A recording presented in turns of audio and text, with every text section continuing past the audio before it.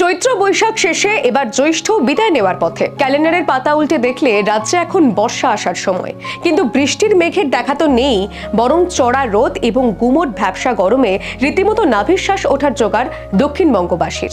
একটুখানি বৃষ্টির জন্য চাতক পাখির মতন চেয়ে রয়েছেন সকলে। এই হাঁসফাঁস পরিস্থিতি থেকে কি অবশেষে রেহাই মিলবে? আলিপুর আবহাওয়া দপ্তর কিন্তু শোনালো এক টুকরো স্বস্তির খবর। আগামী 24 ঘন্টার মধ্যে দুই বঙ্গে কালবৈশাখী এবং ঝড় বৃষ্টির সম্ভাবনা রয়েছে প্রবল। হাওয়া অফিস সূত্রে খবর, আজ সপ্তাহের প্রথম দিন অর্থাৎ সোমবার থেকেই দক্ষিণবঙ্গের জেলাগুলিতে আবহাওয়ার ভোল বদল হতে পারে। বেশ কিছু জেলায় বজ্রবিদ্যুৎ সহ বৃষ্টির প্রবল সম্ভাবনা রয়েছে। সবচেয়ে বেশি সম্ভাবনা রয়েছে উত্তর ও দক্ষিণ 24 পরগনা, হুগলি, নদিয়া এবং মুর্শিদাবাদে। হালকা থেকে মাঝারি বৃষ্টি পূর্ব এবং পশ্চিম বর্ধমান এবং পূর্ব মেদিনীপুরে।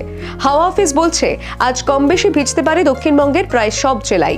বৃষ্টির পাশাপাশি কিছু এলাকায় দমকা ঝোড়ো হাওয়া বইতে পারে, যা জমিয়ে রাখা গরম কিছুটা হলেও কমিয়ে দেবে। কলকাতায় আজ সকালের ছবিটা অবশ্য অন্যরকম।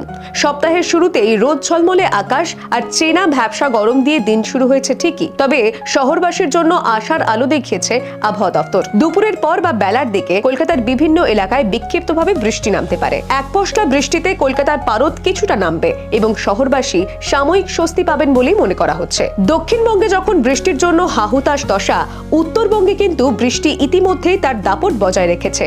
আজ সোমবারও তার ব্যতিক্রম হবে না।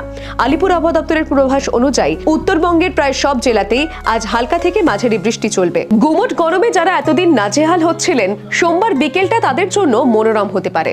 উত্তর থেকে দক্ষিণ দুই বঙ্গেই বৃষ্টির হাত ধরে তাপমাত্রার পারদ কিছুটা নামার সম্ভাবনা রয়েছে। Bureau report, the wall news.